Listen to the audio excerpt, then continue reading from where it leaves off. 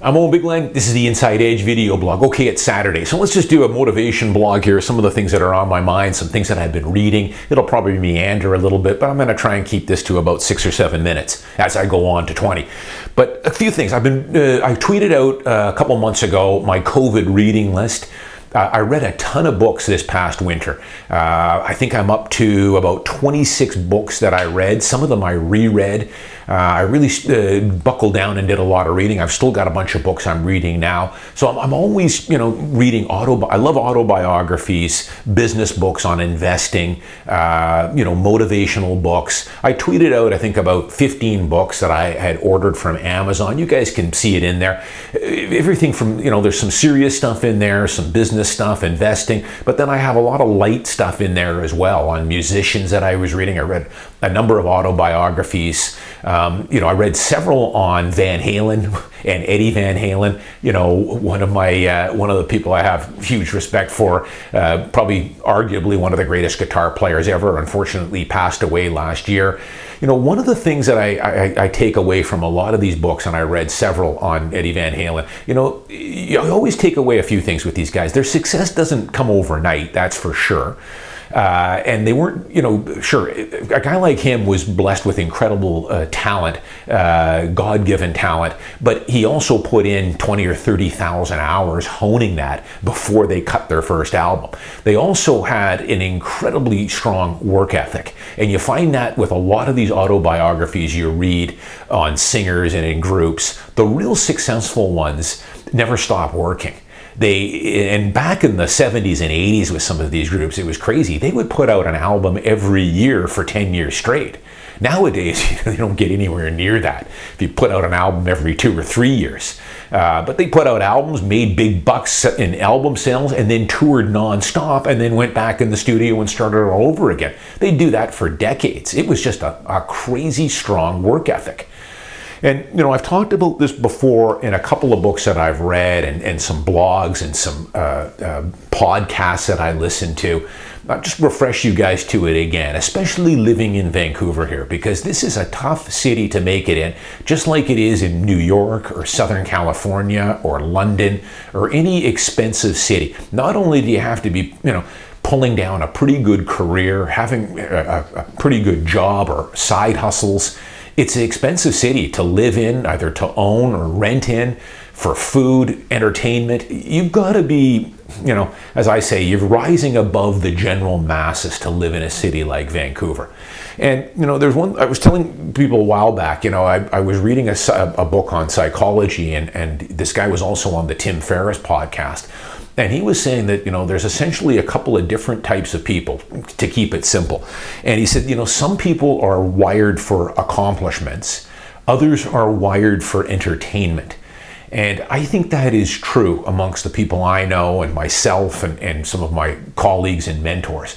I would put myself in the wired towards accomplishment.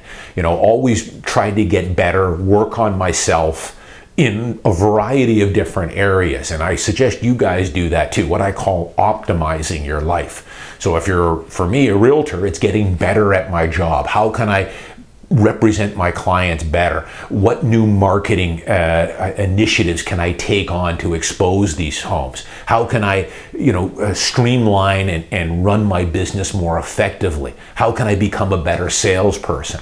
So I'm always trying to improve that way. I'm also trying to always improve in areas like my nutrition, my exercise regimen, getting enough sleep,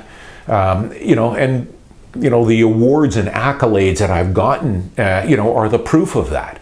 So, and that's, what I enjoy. I also like a little bit of entertainment, though, don't get me wrong, and you need that in your life. You have to take breaks. You have to take vacations. You want to have downtime. I enjoy watching movies or some TV or some sporting events. So all that is good, but my primary focus is trying to get better and getting achievements and working on accomplishments. People like that generally will thrive in a city like Vancouver or New York or Los Angeles, and they won't have any problems financially. But a lot of people, though, the psychiatrist was saying, are more wired for entertainment. That's their primary setting.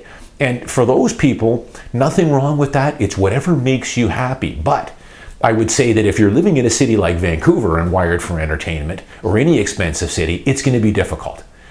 So it's interesting. I don't think it's that simple, but I would also say that a lot of these biographies I read of these successful people, CEOs, or a guy like Eddie Van Halen, again, wired for accomplishment. In there they tell stories, Eddie Van Halen was totally oblivious to anything that was going on in the news, in entertainment. He didn't watch very little to no TV, nothing.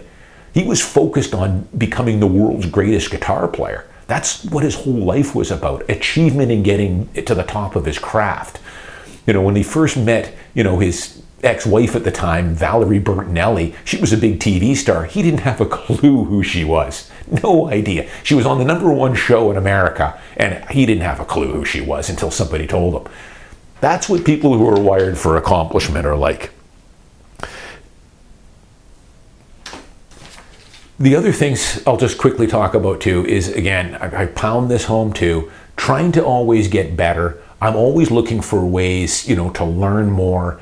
You can't be spoon-fed this stuff, because I did that blog a while back on spending the 100 hours. Again, guys, what is good for me and how I'm investing in the companies I hold at my age and at my, life cycle here, let's call it, might not be suitable for you guys, a younger person starting out. So you have to just do the 100 hours, as I've said here. It's very easy. It'll go by quick. Once you've got that basic knowledge, now you're equipped to go through life and decide where directions you want to go in. Do you want to handle your own RRSP and TFSA in retirement? Do you feel comfortable in buying ETFs and managing it yourself, which I recommend you do. It's not that hard. Or hire someone to do it. But you have to know the basics before you can really interview someone for the job. You have to. Learn the basic stuff, and I can't spoon feed this stuff to you. Just take the initiative, buy the books, read some books, so much free stuff online now. The 100 hours could translate to, well, it will translate to hundreds of thousands of dollars just for the average wage earner. If you're in the upper echelons of income, we're talking millions of dollars. You ask yourself if that 100 hours is worth $500,000 to $1 million at the end of the day. I think you'll find it is. I'm Owen Big Lang. As always, thanks for watching. I'll see you next week.